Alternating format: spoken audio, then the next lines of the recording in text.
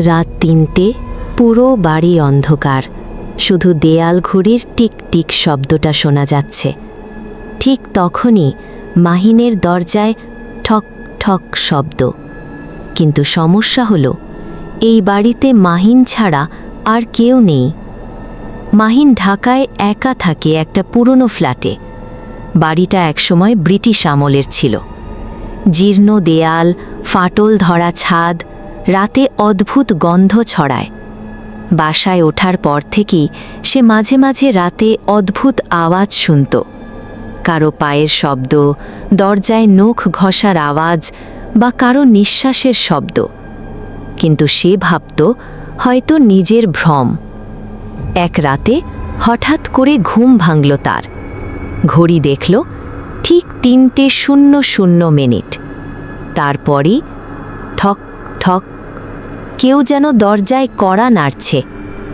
সে উঠে গিয়ে দরজার দিকে এগোল।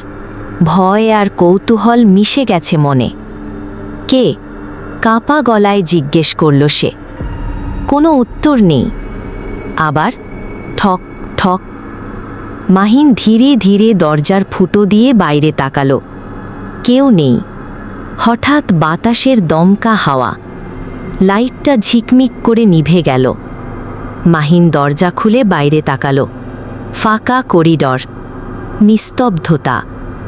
কিন্তু মেঝেতে দেখা গেল ভেজা পায়ের ছাপ। ছাপগুলো আসছে ভেতরের দিকে। ভয়ে তার হাত কাঁপছে। দরজা বন্ধ করতে যাবে, ঠিক তখনই বাথরুম থেকে ভেসে এলো মেয়ের হাসির আওয়াজ। হি হি হি। সে ধীরে ধীরে বাথরুমের দরজার কাছে গিয়ে বলল, কে ওখানে? কোনো সাড়া নেই। দরজাটা খুলে ফেলল। ভেতরে কেউ নেই, কিন্তু আয়নায় লেখা, তুমি তো দরজা খুলে দিয়েছ। মাহিন বুঝতে পারল, যেটা বাইরে ছিল এখন সেটা ভেতরে এসেছে। ঘরটা ঠান্ডা হয়ে গেল। নিঃশ্বাসী ধোঁয়া দেখা যাচ্ছে। তার ফোনে হঠাৎ মেসেজ আসলো, ধন্যবাদ মাহিন, এখন আমি তোমার সঙ্গে আছি। ফোনটা হাত থেকে পড়ে গেল। ধীরে ধীরে ঘরের কোণে সে দেখল একটা ছায়া দাঁড়িয়ে আছে, মেয়ের মতো, কিন্তু মুখটা নেই। শুধু ফাঁকা গহ্বর আর এক চিলতে হাসি। তারপর ঘড়ির কাঁটা থেমে গেল। ক্যামেরা হঠাৎ বন্ধ হয়ে গেল।